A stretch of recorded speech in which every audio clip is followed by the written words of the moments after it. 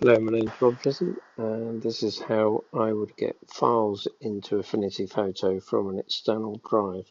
I'd use a file browser and go to the external drive. The external drive is through Wi-Fi, so it's not connected physically. Um, we want some raw images, so we take that one. There we go. And these are about 25-30 megabyte size files. Normally it loads a bit quicker than that.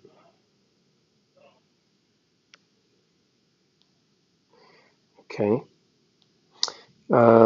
Image properties, that doesn't tell me the size, but I'm going to share the file, copy to photo,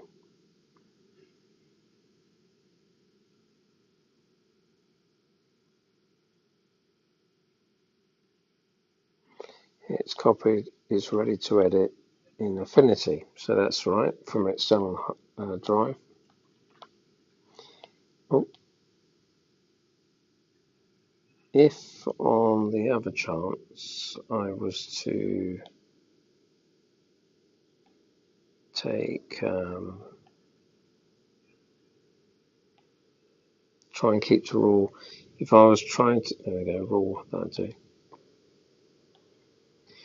If I, okay, you see how quickly that loaded all those previews.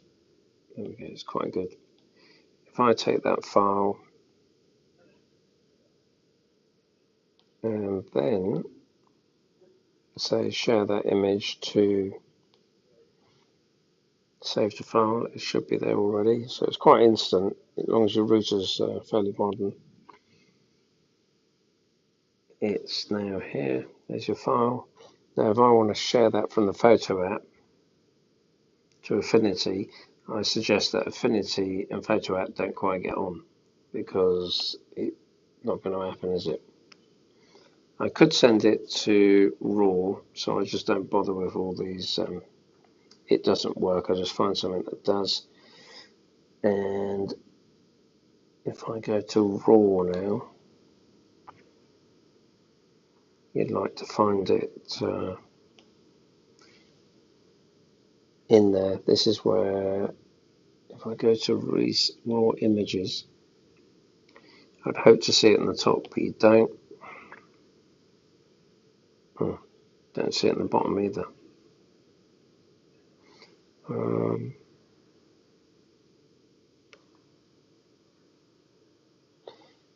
Sent to raw power. That one. There you go. You've got to go sent to raw power. And now I could quite happily adjust. Oops. Come on. Get on with it. I can now start to process the raw, so I can make point adjustments here.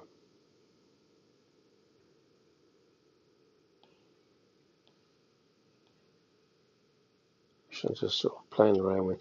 But anyway, that's just to show you you can do it a different method.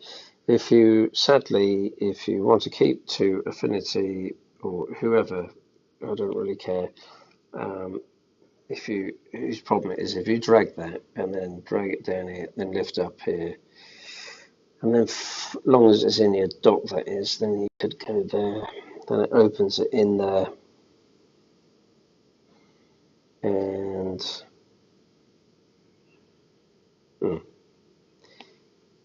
it's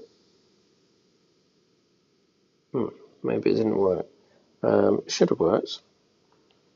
If you take that file,